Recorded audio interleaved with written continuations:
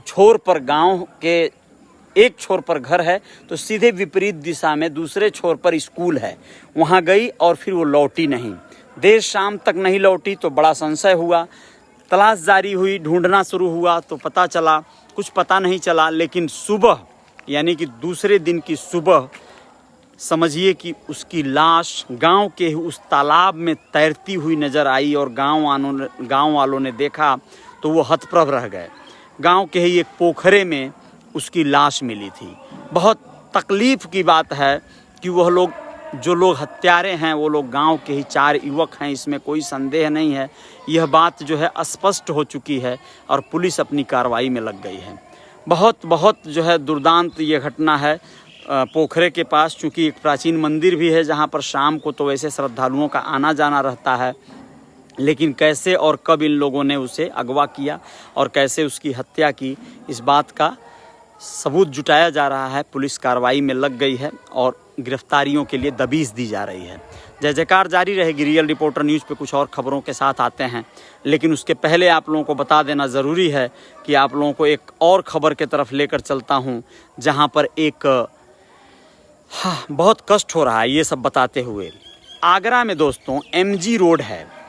MG road पर एक ऐसी भयावह घटना घटी है कि उसमें एक पत्नी ने अपने 7वें पति को, जी हाँ, वो 6 पति उसके ऑलरेडी पहले से वो थे और 7वें पति को उसने जो है अपने 8वें होने वाले पति से मरवा दिया, यानी अपने प्रेमी से मरवा दिया। कैसे मरवाया है? सिलेंडर उसके सर पे मारा है। वो उसका जो प्रेमी था वो सिलेंडर से वार किया है, गैस सिलेंडर से। वो सिलेंडर बरामद कर लिया गया है और यह अपने बच्चों को भी सिखा दी थी कि झूठ बोलना है और बस झूठ पे झूठ बोला जा रहा था।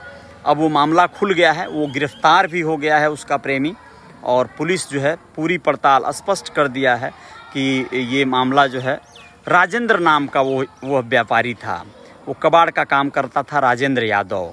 और उसकी जो पत्नी थी वो उसके पहले, राजेंद्र के पहले 6 लोगों से ऑलरेडी शादी कर चुकी थी और ये उसका 7वां पति था।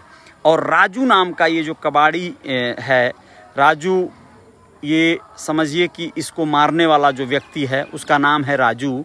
और राजू जेमो नाम था उस महिला का, जिसके ऑलरेडी 3 बच्चे हैं। और उन लोगों ने बताया पुलिस को, पहले तो वही कहानी सुनाई जो उसकी माँ ने बताया था, जेमो ने बताया था कि बोल देना है कि 4 लोग आए थे और पापा को मार दिए।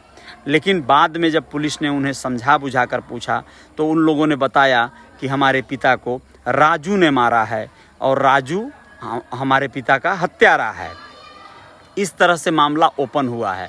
राजू जो है वो क्या किया था, कहाँ पे मिली है लाश उनकी?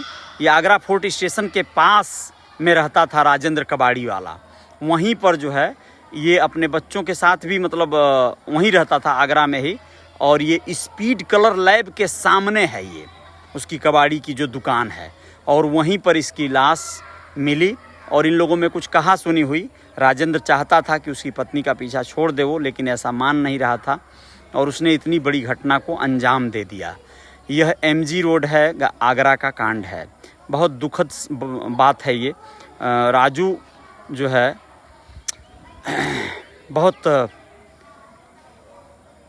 बहुत दुर्दांत हत्या है ये।